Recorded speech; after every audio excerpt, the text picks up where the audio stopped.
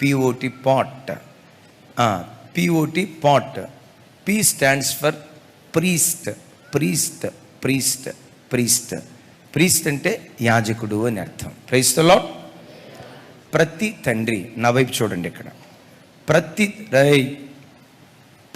తండ్రి చూడండి, ప్రతి తండ్రి తన పిల్లల కొరకు ప్రార్థించేవాడై ఉండాలి. సహజంగా ప్రార్థన అని అనటంతో పురుషులారా వినండి, స్త్రీ ప్రార్థన చేయాలి, నో డౌట్ స్త్రీ ప్రార్థన చేయాలి. కానీ బైబిల్లో మనం చూస్తే స్త్రీలు స్వాభావికంగా ప్రార్థించే ప్రార్థన మనసు కలిగిన వాళ్ళు, నో డౌట్ అందులో.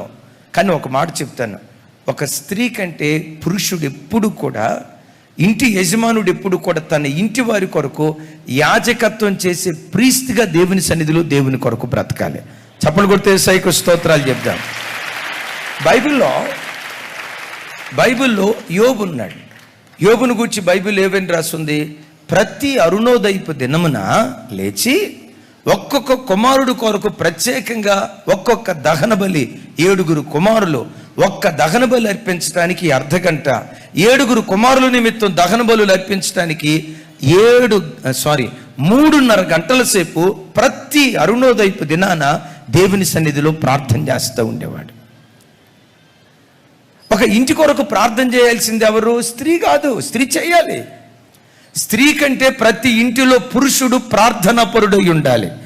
ఏ ఇంటిలో పురుషుడు ప్రార్థనాపరుడై ఉంటాడో, ఏ ఇంటిలో తండ్రి ప్రార్థనాపరుడై ఉంటాడో, ఏ ఇంటిలో తండ్రి దైవికమైన మనసు కలిగిన వాడై ఉంటాడో, నమ్ముతారా ఈ మాట?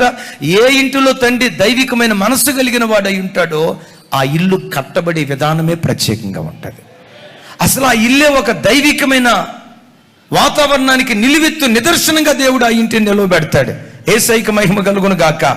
నేను చాలాసార్లు ఈ మాట చెప్పాను, మీరు టకా నాకు చెప్పండి. అబ్రహాము, శారా, వీళ్ళిద్దరిలో మంచి భక్తి కలిగిన వాళ్ళు ఎవరు? ఇస్సాకు, రెబెక్కా, వీళ్ళిద్దరిలో మంచి భక్తి కలిగిన వాళ్ళు ఎవరు?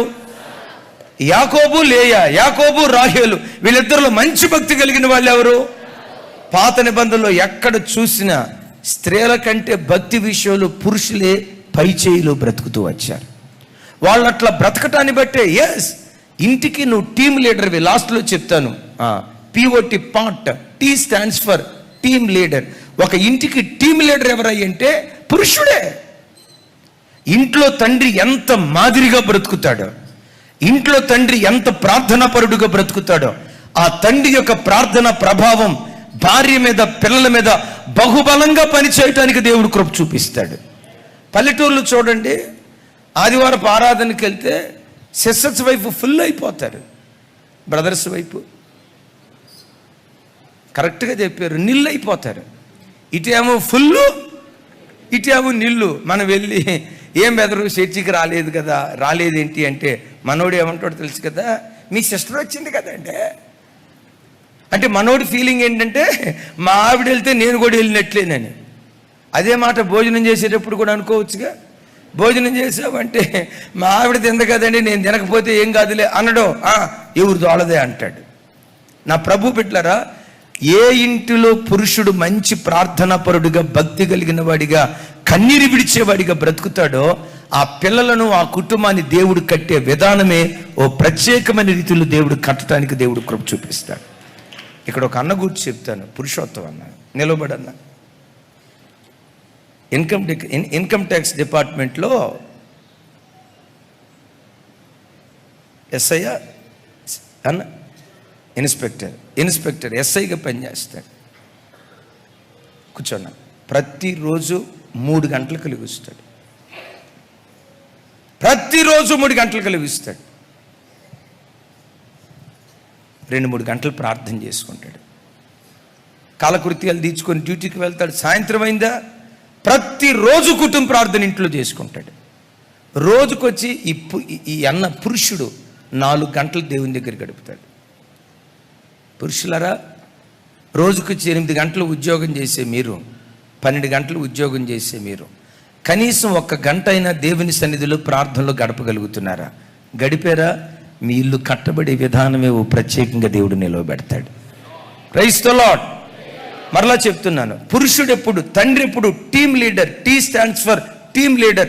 నీ ఇల్లంతటికి నువ్వు ఒక లీడర్గా ఉండాలి. నీ పిల్లలు నిన్ను గూర్చి అనాలి, నీ భార్య నిన్ను గూర్చి అనాలి, అయ్యా ఈ దైవభక్తి సంబంధమైన మార్గంలో నా స్ఫూర్తి నా భర్తే, ఈ దైవికమైన మార్గంలో ఈ దైవికమైన మార్గంలో నా స్ఫూర్తి నా రోల్ మోడల్ నా తండ్రి అని నీ కడుపున పుట్టిన బిడ్డలు అనాలి.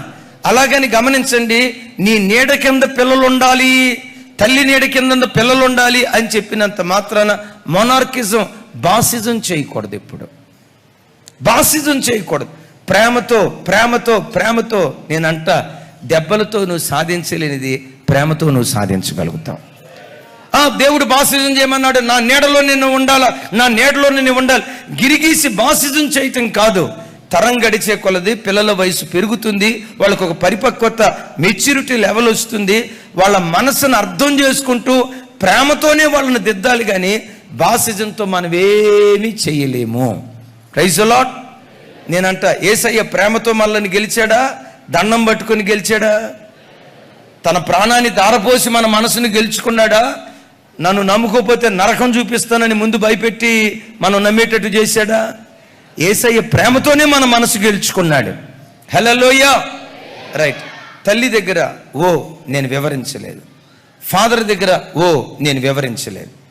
తల్లిదండ్రులను గూర్చి పిల్లలు కానీ సమాజం కానీ ఏమనాలో కొన్ని మాటలు చెప్తాను. చూడండి ఆ మాటలు అందరూ చూడండి. తల్లిదండ్రులారా, ఈ జ్ఞాపకాలు మీ పిల్లలకి మీరు ఇవ్వాలి. అందరూ చూడండి. తల్లిదండ్రులారా, మీ పిల్లలకు ఈ జ్ఞాపకాలు మీరు ఇవ్వాలి. ఏ జ్ఞాపకాలు ఇవ్వాలి? నంబర్ 1, మా అమ్మా నాన్నలు గొడవ పడటం మేము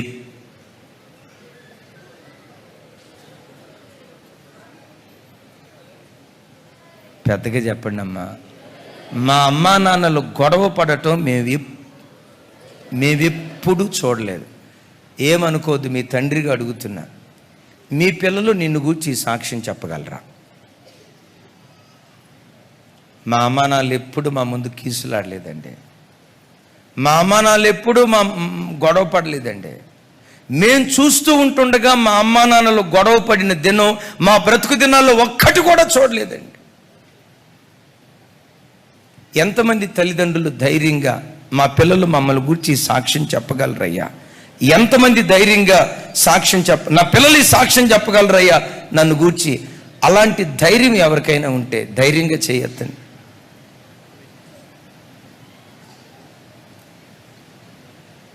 పుణ్యాత్ములారా, ఎందుకు భర్తతో ఏదైనా గొడవ అయిందనుకోండి, ఆయనతో మాట్లాడడం, కొడుకుని పిలిచి రేయ్ మీ డాడీ దగ్గరికి వెళ్ళి కూరకు 5 రూపాయలు తీసుకురా. వీడికి అర్థమైపోద్ది అక్కడ మొత్తానికి ఏదో కోల్డ్ వార్ జరిగింది ఇక్కడ. మాణికన్నా మీరు జరుగుతుందా? అయ్యా,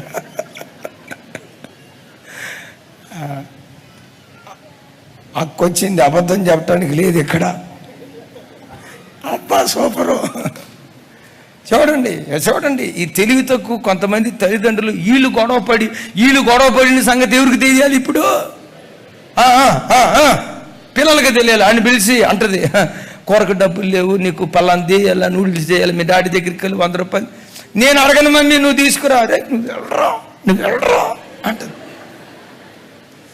వాడు మొక్క మార్చి నేను బాను మమ్మీ అంటాడు. ఇక చూడండి, తిడతా ఉంటే వాడు అనుకుంటాడు, అమ్మ పొద్దున్నే లేచి ఏడుస్తా ప్రార్థన చేసింది.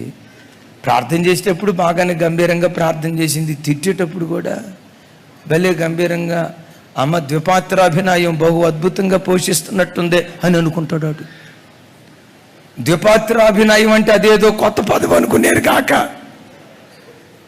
ఇక అంతకు మించి వివరించి ఏం చెప్పలేను. వాడు వెళ్తాడు, 100 రూపాయలు, డాడీ 100 రూపాయలు. మనోడు తక్కువ తింటాడా? ఎవరు అడిగారా? మమ్మీ అడిగింది డాడీ. ఎవరికి అవసరం రా?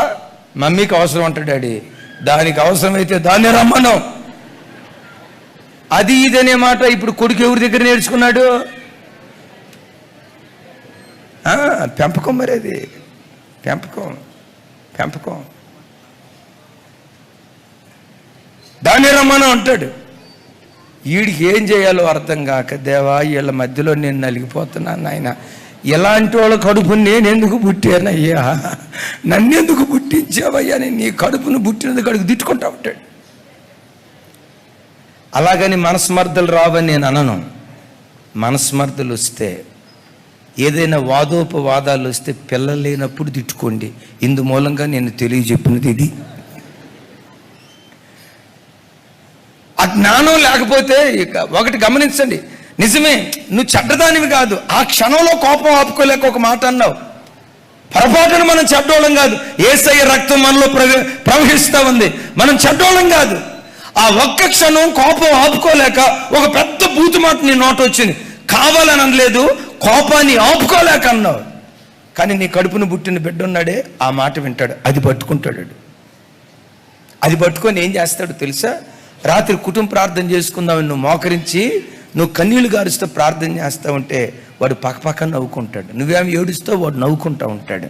ఎందుకో తెలుసా? మా నాన్న బూతు మాటలు తిట్టడంలో వీరుడు, ద్విపాత్రాభినయం అద్భుతంగా పోషిస్తున్నాడు. వినండి, ఎంత శక్తివంతమైన నీ భక్తి ఆ పసికందు ఎదుట పల్చనైపోతే. రెండవది, ఓ స్టాండ్స్ ఫర్ తమ్ముడు. మా అమ్మా నాన్నలు ప్రార్థన చేయని రోజు, కుటుంబ ఆరాధన జరగని రోజు ఒక్కటి కూడా మా ఇంటిలో లేదు. మీ పిల్లలు ఈ సాక్ష్యం చెప్పాలా? చప్పట్లు కొడుతూ స్తోత్రాలు చెప్పాను. ఏమని? అందరూ ఏమని? మా ఇంటిలో కుటుంబ ప్రార్థన జరగని రోజు ఒక్కటి కూడా లేదు. మా తల్లిదండ్రులు అరుణోదయపు దినాన్ని లేచి ప్రార్థన చేయని రోజు ఒక్కటి కూడా లేదని నీ కడుపున పుట్టిన బిడ్డలు నిన్ను గూర్చి సాక్ష్యం చెప్పగలరా? మా అమ్మ ప్రార్థనా పర్రాలయ్యా, మా నాన్న ప్రార్థనా యోధుడయ్యా. ప్రతి అరుణోదయపు దినాన తన కంఠధ్వని దేవునికి వినిపిస్తాడయ్యా. మా తల్లిదండ్రులు మమ్మల్ని ప్రార్థనలోనే పెంచారు. వాళ్ళ కన్నీటి ప్రార్థనలో ఎదిగినటువంటి వృక్షాలం మేము. ఈరోజు మేమేమై ఉన్నాము? ఒకటి దేవుని కృప అయితే, రెండవది మా తల్లిదండ్రుల ప్రార్థన. దీనికి కారణమని నీ కడుపున పుట్టిన పిల్లలు నిన్ను గూర్చి సాక్ష్యం చెప్పగలరా? చెప్పావా తల్లి, నీ గర్భం ధన్యమైపోయినట్టే లెక్క. నీ పిల్లల మాట చెప్పగలిగితే ఓ తండ్రి, నీ గర్భం ధన్యమైపోయినట్టే లెక్క. నేను పదే పదే చెప్తున్నాను అనుకోవద్దు. నేను ధైర్యంగా ఈ మాట చెప్పగలను. నన్ను కన్న తల్లి తండ్రి వాళ్ళు భోజనం చేయని రోజు ఉందేమో, కానీ మా నాన్న వాక్యం చదవని రోజు ఈవెన్ సింగిల్ డే ఒక్కటి కూడా ఉండదు. సూర్యుడు ఉదయించని రోజు ఉంటుందేమో, కానీ అరుణోదయపు దినాలు లేచి ప్రతి ఉదయకాలం మందు గంటన్నర, ఇప్పుడు ఆ మధ్య మాట్లాడతా, ప్రతి ఉదయకాలం గంటన్నర ప్రార్థనలు గడుపుతానయ్యా. ప్రతి మధ్యాహ్నం, ప్రతి సాయంత్రం. నీ పిల్లలు నిన్ను గూర్చి అనాల్సిన మాట, మా నాన్న నాకు 2 మిడిలు కొనిపెట్టాడు. నో, అది అందరూ చేసే పనే. మనం ఆత్మ సంబంధమైన వారిని, ఆత్మ సంబంధమైన ఈవులను మన పిల్లలకు పంచి పెట్టాల్సినటువంటి వారిని. మా నాన్న 2 ఎకరాల రైట్ అందరు తల్లిదండ్రులు సంపాదించి పెడతారు. ఇందులో దేవుని బిడ్డలుగా మన ప్రత్యేకత ఉంది. నీ పిల్లలు అనాల్సిన మాట, నా తల్లి ప్రార్థన చేయని రోజు ఒక్కటి కూడా లేదయ్యా. మా ఇంట్లో ఈరోజు కుటుంబ ఆరాధన జరగలేదు అని చెప్పుకోవటానికి అవకాశం లేదయ్యా. ప్రతిరోజు మా ఇంట్లో కుటుంబ ప్రార్థన జరుగుతుందయ్యా. ఇలాంటి సాక్ష్యం నీ పిల్లలు నిన్ను గూర్చి అనేటట్లుగా దేవుని సన్నిధిలో బ్రతుకుదుము గాక. చప్పలు కొడుతూ స్తోత్రాలు చెప్తాను. రైట్, మూడవది అనాల్సిన మాట. ఈ మాటకి అందరూ మీకు ఎంత ఓపికంటే అంత పెద్దగా, నేను చదివిన తర్వాత ఎంత ఓపికంటే అంత పెద్దగా చప్పట్లు కొడితే దేవునికి స్తోత్రాలు చెప్తాం. నేను చదివిన తర్వాత, మా అమ్మ నాన్న పరిచర్యలో లేకుండా మా సంఘం లేదు. Praise the Lord. మా అమ్మా నాన్న లేకుండా మా సంఘమే లేదు, మా పరిచర్య లేదు. మా అమ్మా నాన్న ఇద్దరు పరిచర్య కొరకు ప్రాణం పెట్టేవాళ్ళయ్యా. ఆ సాక్ష్యం నీ పిల్లలు నిన్ను గుర్చి చెప్పాలా? ప్రతివాడు తన ఇంటి కొరకు ప్రాణం పెడతాడు, ఇందులో గొప్పే ఉంది. ప్రతివాడు తన ఇంటి కొరకు ప్రాణం పెడతాడు, ఇందులో మన గొప్పే ఉంది. కానీ ఒక క్రైస్తవుడు క్రీస్తు సంఘం కొరకు ప్రాణం పెట్టినట్లుగా ప్రతి క్రైస్తవ భార్యాభర్త సంఘం కొరకు ప్రాణం పెట్టేవాళ్ళుగా ఉండాలి. మీకు తెలుసా, ఏ భార్యాభర్తలు సంఘం కొరకు ప్రాణం పెడతారో, ఈ విలువైన మాట నేను ముగింపులో పైన చెప్తాను. విలువైన మాట గమనించండి. క్రీస్తు సంఘము కొరకు ప్రాణం పెట్టాడు గనుక యేసుక్రీస్తు వారు సంఘానికి శిరస్సు అయి ఉన్నాడు అని వాక్యంలో రాసింది. ఎందుకు ఆయన శిరస్సు అయి ఉన్నాడు చెప్పాలి. ఎందుకు? సంఘం కొరకు ప్రాణం పెట్టాడు కనుక సంఘానికి శిరస్సు అయ్యాడు. సంఘంలో కూడా ఏ దైవ సేవకుడు సంఘం కొరకు ప్రాణం పెడతాడో, ఏ విశ్వాసులు సంఘం కొరకు ప్రాణం పెడతారో వాళ్ళను శిరస్సులాగా సంఘంలో దేవుడు నిలవబెడతాడు. చప్పటి కొడితే సైకి స్తోత్రాలు చెప్దాం. Next verse. మా అమ్మ నాన్న మందిరానికి లేటుగా వచ్చిన జ్ఞాపకం నాకు లేదు. నా వైపు చూడండి తల్లే. మీ పిల్లలు మిమ్మల్ని గురించి ఈ మాట అంటారా? అయ్యా, నాకు ఊహ వచ్చినప్పటి నుంచి నేను మందిరానికి వెళ్తున్నాను మా అమ్మ నాన్నలతో. మా అమ్మ నాన్నలు ఆదివారపు ఆరాధనకు లేటుగా వెళ్ళిన జ్ఞాపకం నాకు లేదు. 6:30కి సర్వీస్ అయితే 6:25 కల్లా మా అమ్మ నాన్న మందిరంలో ఉంటారు. 9:30కి ఆరాధన అయితే 9:25 కల్లా మా అమ్మ నాన్న మందిరంలో ఉంటారు. ఈవెన్ సింగిల్ మినిట్ లేటుగా మా అమ్మ నాన్న మందిరానికి రారు.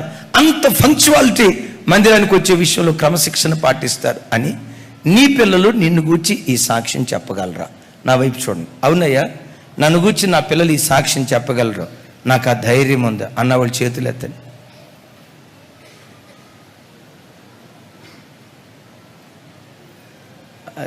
నిలబడితే మేసాలన్నా నువ్వు నిలబడి అన్నాడు. ఫోటో చూపించు ఒకసారి. స్వరూపడు చూడు. శ్రీనివాసే కదా, శామ్యుల్ శ్రీనివాస్. ఒకసారి చూపించు. జూమ్ మేసాలు చూపించాలా, సూపర్గా ఉన్నాయి.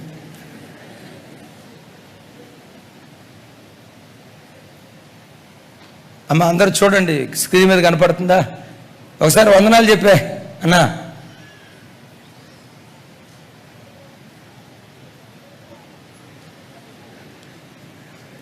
నేను చూస్తే కనుమూరి బాపిరాజు అని ఒక ఆయన ఉన్నాడు, ఆయన గుర్తు వస్తున్నాడు. నువ్వు పొరపాటున ఈ గెటప్ అసలు తీయొద్దు, ప్రభు రాకడ వరకు ఉంచేసే, ఏం తప్పేం లేదు, చెయ్యి. రైట్. ఆ అన్న ఉన్నాడు, సికింద్రాబాద్ నుంచి వస్తాడు. లాలాగూడ నుంచి వస్తాడు. ఫస్ట్ సర్వీస్కి వస్తాడు. 6:30కి అయితే 6:25 కల్లా ఇక్కడ వచ్చి కూర్చుంటాడు. ఈరోజు పాపం ఎందుకు లేట్ వచ్చినట్టున్నాడు. ఇక్కడ కూర్చుంటాడు 3వ వరుసలోనూ 4. ఎక్కడ? లాలాగూడ నుండి సికింద్రాబాద్ పెద్ద ట్రాఫిక్ జోన్, ఎస్, బోయినపల్లి పెద్ద ట్రాఫిక్ జోన్, బాలనగర్ ఫ్లైఓవర్ వచ్చిన తర్వాత కాస్త ఫ్రీ అయిపోయింది, ఐడిపిఎల్ చౌరస్తా పెద్ద ట్రాఫిక్ జోన్, ఇక షాపూర్లో ఉండనే ట్రాఫిక్ ఉంది. ఈ ట్రాఫిక్ జోన్ దాటుకుంటా 6:25కి వస్తాడు. కొంతమందికి ఏం మాయిదారి రోగమే, చర్చి పక్కనే ఉంటాడు, మనోడు 7:15కి వస్తాడు. ఎందుకురా ఇంత ఆలస్యంగా వచ్చామంటే మిమ్మల్ని ఆశీర్వదించిపోదామని అన్నా. థ్యాంక్ యూ తల్లి, దేవుడు నేను దీవించుగాక. అది ఆ సాక్ష్యం చెప్పాలి పిల్లలు. మా అమ్మా నాన్నలు మమ్మల్ని స్కూల్కి పంపించే విషయంలో మమ్మల్ని ఎట్లా టైం మెయింటైన్ చేయమంటారో, కాలేజీకి పంపించేటప్పుడు ఎట్లా ఫంక్చువాలిటీ మెయింటైన్ చేయమంటారో, ఈ ఫంక్చువాలిటీ మాకు ఎట్లా వచ్చింది అంటే మా అమ్మా నాన్నలు ఆదివారపు ఆరాధనకు సమయానికి వెళ్ళటం చూసి మేము నేర్చుకున్నామని నీ కడుపును పుట్టిన బిడ్డలు ఈ సాక్ష్యం నేను గురించి చెప్పుదురుగాక. చప్పట్లు కొడుతూ స్తోత్రాలు చెప్దాం.